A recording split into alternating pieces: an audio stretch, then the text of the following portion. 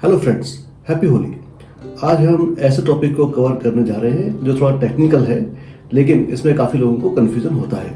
Topic है capital gain tax on sale of property. ये बड़ा ही इंटरेस्टिंग टॉपिक है और हम सभी का कभी ना कभी इस टॉपिक से सामना होता है। दोस्तों, मैंने ये टॉपिक इसलिए चूज किया है क्योंकि मेरे पास कई लोगों की रिक्वेस्ट आई थी कि इस टॉपिक के ऊपर एक सिंपल भाषा में वीडियो बनाइए। तो मैंने कोशिश की है कि एक बड़ी ही आसान लैंग्वेज में इस टॉपिक को आप लोगों को समझाया जाए। इस टॉपिक के बारे में ज्यादा क्लैरिटी पाने के लिए वीडियो को लास्ट तक जरूर देखिए और लाइक कीजिए, और अगर हमारे चैनल को अभी तक सब्सक्राइब नहीं किया है तो सब्सक्राइब कर दीजिए। तो आइए शुरू करते हैं। कैपिटल गेन क्या होता है? Simply, any profit and gain arising from sale of any capital asset is a capital gain. यानी कि किसी भी कैपिटल एसेट की सेल पर होने वाले प्रॉफिट को कैपिटल गेन कहा जाता है। कैपिटल एसेट क्या होते हैं? कैपिटल एसेट के कुछ एग्जाम्पल हैं, जैसे land, building, jewellery, house property, machinery etcetera. Capital asset की कैटेगरी में कुछ एसेट नहीं आते, जैसे एग्रीकल्चरल लैंड, पर्सनल यूज के लिए जो हमारे क्लॉथ्स वगैरह हैं वो।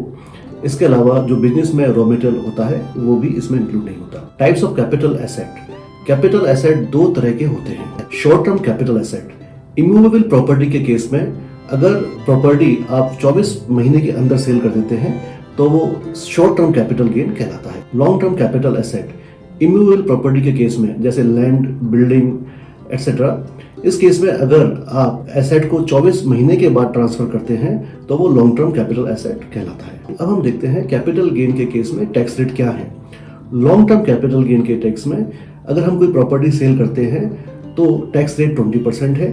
शॉर्ट टर्म कैपिटल गेन के केस में जो भी गेन होगा वो हमारी इनकम में ऐड हो जाएगा और हम अपने टैक्स स्लैब के अकॉर्डिंग टैक्स पे करेंगे। Calculation of capital gain. Capital gain calculate करने के लिए हमको कुछ टर्म्स का पता होना बहुत जरूरी है। फुल वैल्यू ऑफ कंसिडरेशन, ये वो अमाउंट है जो आपको बायर को एसेट सेल करने के अगेंस्ट मिलता है। कॉस्ट ऑफ एक्विजिशन, ये वो अमाउंट है जो आपने एसेट को ओरिजिनली एक्वायर करने के लिए पे किया था। कॉस्ट ऑफ इम्प्रूवमेंट, ये वो अमाउंट है जो आपने प्रॉपर्टी के ऑल्टरेशन या एडिशन करने में खर्चा किया है। How to calculate short term capital gain. Short term capital gain निकालने के लिए सिंपली आपको फुल वैल्यू ऑफ कंसिडरेशन में से कॉस्ट ऑफ एक्विजिशन लेस करनी है, कॉस्ट ऑफ इम्प्रूवमेंट लेस करनी है और एनी अदर एक्सपेंस जो उसके ट्रांसफर में आपने खर्च किया है उसको लेस कर देंगे। बाकी का जो अमाउंट बचेगा वो आपका शॉर्ट टर्म कैपिटल गेन होगा। How to calculate long term capital gain.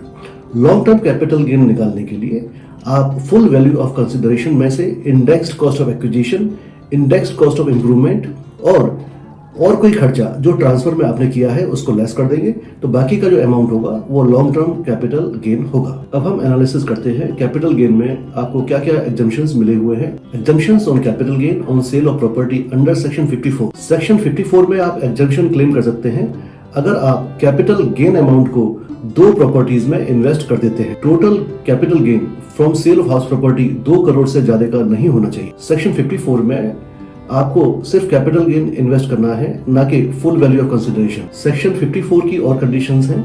नई प्रॉपर्टी या तो आपको सेल के 1 साल के पहले परचेज करनी है या 2 साल के अंदर। न्यू प्रॉपर्टी कंस्ट्रक्शन के केस में न्यू प्रॉपर्टी का कंस्ट्रक्शन सेल के 3 साल के अंदर कंप्लीट हो जाना चाहिए। अब हम सेक्शन 54F को स्टडी करते हैं। Section 54F deals with exemption on capital gain on sale of asset other than house property. Sale of land इस सेक्शन में कवर होगा और इस सेक्शन की एग्जम्पशन क्लेम करने के लिए आपको पूरा सेल कंसिडरेशन इन्वेस्ट करना होगा। यही सेक्शन 54 और 54F के बीच का मेजर डिफरेंस है और बाकी सब कंडीशंस सेम है। अब हम सेक्शन 54EC को स्टडी करते हैं।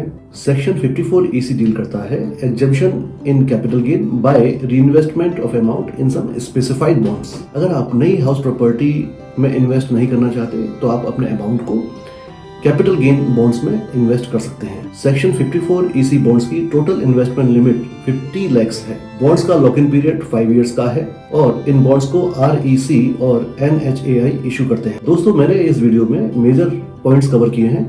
अगर इसके बाद भी आपको कोई कंफ्यूजन या क्वेरी है तो आप कमेंट बॉक्स में पूछ सकते हैं। Thank you.